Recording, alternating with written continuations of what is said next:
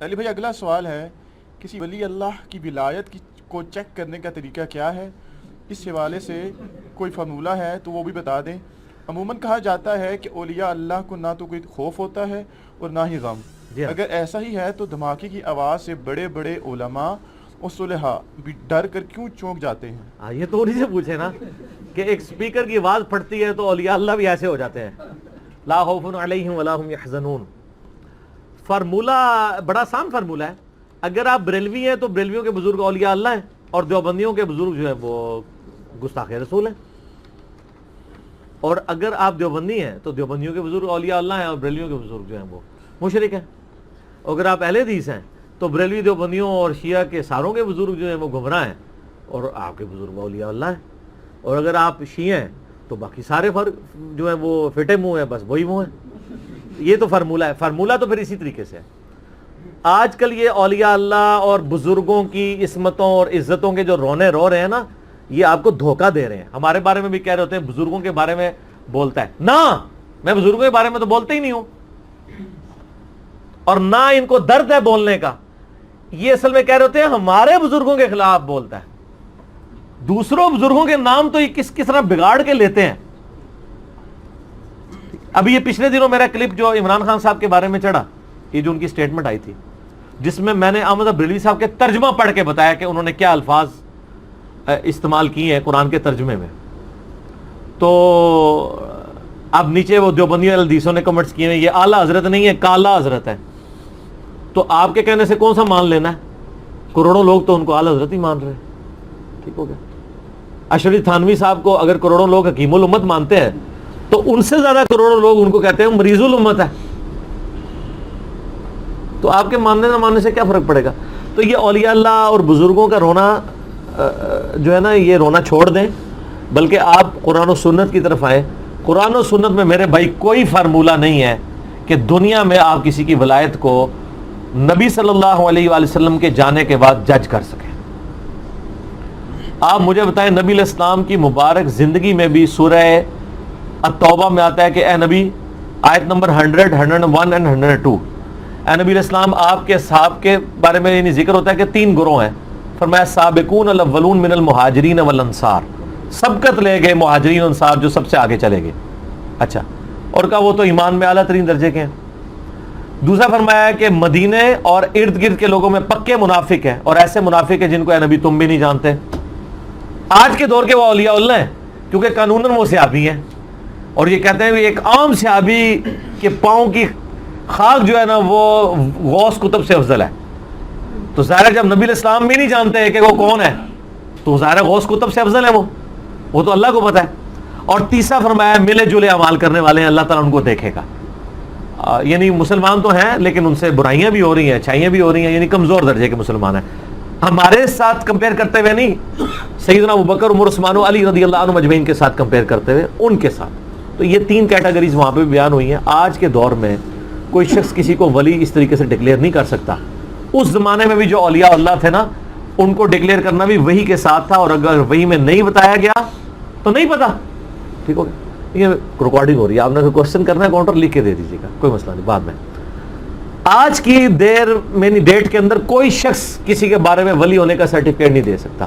صرف حسن ظن ضرور ہم رکھ سکتے ہیں، یعنی میرا حسن ظن ہے کہ امام بخاری، امام مسلم اور باقی ائمہ جو ہیں یہ اولیاء اللہ میں سے ہیں، لیکن سرٹیفکیٹ نہیں، ہمارا صرف حسن ظن ہے۔ ہم ڈکلیئر نہیں کسی کو کر سکتے۔ نبی علیہ السلام کے مبارک زمانے میں نہیں تھا ایسا۔ بخاری اور مسلم دونوں میں حدیث ہے، نبی علیہ السلام کا ایک غلام تھا مدعم، جو آپ صلی اللہ علیہ وسلم کو سفر و حضر میں آپ کے اونٹ کا کجاوا کسا کرتا تھا، وضو کروایا کرتا تھا۔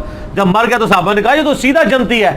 آپ فرمایا تم جنت کی بشارت دے رہے ہو، حالانکہ مجھے اللہ نے دکھایا کہ اس نے مال غنیمت کی ایک چادر چوری کی تھی جو آگ کی بنا کے اس کے اوپر ڈال دی گئی ہے۔ تو صحابہ کرام گھروں کو دوڑے، اگر کسی نے ایک رسی کا ٹکڑا بھی اٹھایا ہوا تھا نا، یہ نہیں کہ یہ خیر ہے یہ لے جاؤ، وہ واپس جمع کروا دیا۔ نبی علیہ السلام کو وضو کروانے والا، آپ کی سواری کا کجاوا کسنے والا، اس کی نسبت کام نہیں آئی ہے، اللہ تعالیٰ نے اس کو آگ کی چادر بنا دی ہے، وہ چادر۔ تو آپ اور میں تو اس کو اولیاء اللہ ہی سمجھتے ہیں نا، ٹھیک ہے نا۔ تو یہ اتنا آسان معاملے نہیں ہے جتنے لوگ سمجھ رہے ہوتے ہیں۔ اذان عصر شروع ہو گئی ہے، اذان عصر کے وقفے کے بعد انشاءاللہ بقیہ گفتگو ہم لے کے چلتے ہیں۔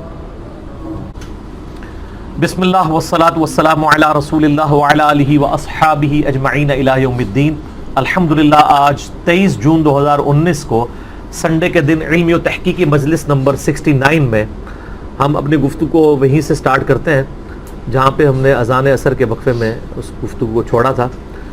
اولیاء اللہ کے یعنی کرائٹیریا کیا ہے اس کے حوالے سے میں نے بتایا کہ جب صحابہ کرام علیہم رضوان میں یہ حالت تھی تو بعد کے لوگ کس طرح امیجن کر سکتے ہیں. صحیح بخاری میں حدیث ہے, ام العلا کہتی ہیں کہ عثمان بن مظعون رضی اللہ تعالیٰ عنہ ایک بوڑھے صحابی تھے, بیمار ہو گئے تو میں ان کی خدمت کرتی تھی. جب وہ فوت ہو گئے تو میں نے کہا کہ اے عثمان, اللہ کے ہاں تو تیرے لیے جنت ہے. تو نبی علیہ السلام پاس کھڑے تھے تو آپ نے فرمایا تجھے کس نے کہہ دیا؟ ہائے ہائے ہائے ہائے. آپ فرمایا حالانکہ میں اللہ کا رسول ہوں, مجھے نہیں پتا میرے ساتھ کیا ہونا ہے. یہ بخاری کے الفاظ ہیں. تو ام العلا کہتی ہے اس دن کے بعد میں نے تہیہ کر لیا کہ میں کبھی کسی کے بارے میں نہیں کہوں گی کہ یہ جنتی ہے. تو اسی پیشے کہتے رہو جناب وہ فلانے دے مزار تے بڑا رش ہے, فلانے دے جناب اے ہے, بابا گرو نانک کے بھی مزار پہ رش ہے. تو کیا مان لیں گے ان کی بزرگی کو؟ مزاروں کے رش سے کیا ہوتا ہے؟ میں آپ کو گارنٹی سے کہتا ہوں جناب, آپ یہاں پہ ویسے فرضی قبر بنا کے نا وہاں پہ 100-150 بندہ چھوڑ دینا کرائے کے اوپر کچھ دنوں کے لیے, بس پھر وہاں سے چین ریئیکشن شروع ہو جائے گا, نہ رکنے والا. یہاں کیا سلسلہ چل رہا ہے, اسی طریقے سے چل رہا ہے. یہ کوئی گارنٹی نہیں ہے مزار کے اوپر رش ہونا. آپ ذرا چلے جائیں گنگا کے اوپر 30 کروڑ ہندو ہر سال لاتے ہیں, تو گنگا کو بزرگی والا زمزم تو اتنے لوگ نہیں پی رہے ہوتے جتنے گنگا پہ جا کے لوگ نہا رہے ہوتے ہیں. تو اس طرح بزرگی نہیں ہو جاتی ہیں, یعنی علمی دلائل کے ساتھ چلنا چاہیے. اولیاء اللہ کی نشانیاں, یعنی اولیاء اللہ بننے کے لیے آپ کو کیا کرنے کی ضرورت ہے, وہ تو ضرور آپ کہہ سکتے ہیں کہ ہمیں قرآن و سنت نے ایسی تعلیمات دی ہیں. سورۃ الفرقان میں آخر میں جا کے 12 آیات جو آتی ہیں نا, اس میں نے مسئلہ 120 ریکارڈ کروایا تھا, اللہ کے ولیوں کی 12 نشانیاں. ٹھیک ہے, وعباد الرحمن الذین یمشون علی الارض ہونا, وہ والی آیات. اس میں 12 نشانیاں ہیں کہ ایک اللہ کے نیک بندے کو کیسا ہونا چاہیے. تو وہ اب ظاہر پورا 1 گھنٹہ لگ جائے گا, وہ آپ دیکھیں. لیکن یہ کرائٹیریا ہے صرف اس کی طرف تگ و دو کرنے کا. باقی اس کو ڈیفائن کرنا کہ کون ولی بن گیا کون نہیں بنا, وہی کے بغیر ممکن نہیں ہے. نبی علیہ السلام کی خود بخاری مسلم میں حدیث ہے, بعض اوقات تم میرے پاس مقدمہ لے کے آتے ہو, تم میں سے کوئی زیادہ چرب زبان ہوتا ہے تو میں دلائل کی روشنی میں اس کے حق میں فیصلہ کر دیتا ہوں. ٹھیک ہے, حالانکہ وہ ناحق ہوتا ہے. تو دیکھو اگر میں نے بھی فیصلہ کر دیا تو تم اپنے گھر آگ کا ٹکڑا لے کر جا رہے ہوگے, اگرچہ میں نے تمہارے حق میں فیصلہ کیا. تم تو جانتے ہو کہ تم جھوٹے ہو. نبی علیہ السلام بھی ظاہری شواہد کے اوپر فیصلہ کرتے تھے. صحیح بخاری میں حضرت عمر فاروق رضی اللہ تعالیٰ عنہ کا قول کتاب الشہداء چیپٹر میں ہے کہ جب تک اللہ کے نبی ہم میں موجود تھے تو اللہ تعالیٰ ہمیں وحی کے ذریعے غیبی خبریں دے دیتا تھا. جب سے نبی علیہ السلام دنیا سے چلے گئے, ہم لوگوں کے ظاہری اعمال کے اوپر فیصلہ کریں گے اور ان کے دل کا معاملہ اللہ کے اوپر چھوڑیں گے. اور یار اگر حضرت عمر کا علم غیب, حضرت عمر فاروق کی ولایت یہ ہے, تو تمہارے بابے کس کھاتے کے اندر ہیں؟ اور اس میں تو میں اکثر ان کو ایک پھکی دیتا ہوں کہ یہ انہوں نے جو کرائٹیریا بنائے ہوئے ہیں جی, وہ بزرگ ہمارے دلوں کا حال جان لیتے ہیں, یہ کر لیتے ہیں. میں نے تو بڑا معصومانہ سوال کیا کہ دلوں کا حال تو بہت بڑی بات ہے. میں اپنی میکینیکل انجینئرنگ کا فارمولہ لکھ کے دیتا ہوں کسی بزرگ کو, وہ دیکھ کے پڑھ کے مجھے بتا دے. ہائے ہائے ہائے ہائے ہائے, دیکھ کے. ابھی تو میں یہ پوچھوں گا نہیں کہ یہ اس کا مطلب کیا ہے. مطلب تو جس طرح قرآن کا ترجمہ نہیں ان کو آتا, وہ بھی نہیں آتا ہوگا. صرف ریسائٹ کر دیں کہ یہ سائنس کون کون سے میں نے ڈالے ہیں. ہمارے تو ایک فارمولے کے اندر 14-15 الفابیٹس آتے ہیں, کچھ لیٹن کے, کچھ گریک کے, کچھ. ان کو تو پتہ ہی کچھ نہیں ہوگا. یہ تو ہم کہہ ہی نہیں رہے کہ میں بتائیں کہ یہ فارمولہ کس چیز کا ہے, وہ تو کبھی یہ سارے مل کے بھی نہیں بتا سکتے. صرف ریسائٹ کر دیں کہ کیا لکھا ہوا ہے. تو یہ سب کے سب ان لوگوں کی اس طریقے سے کہانیاں چل رہی ہوتی ہیں.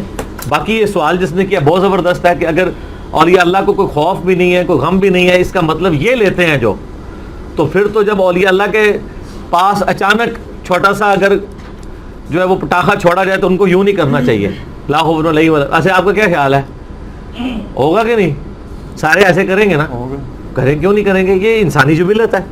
لا خوف علیہم ولا هم يحزنون, سورہ یونس کے اندر آیا ہے, الا ان اولیاء اللہ لا خوف علیہم ولا هم يحزنون.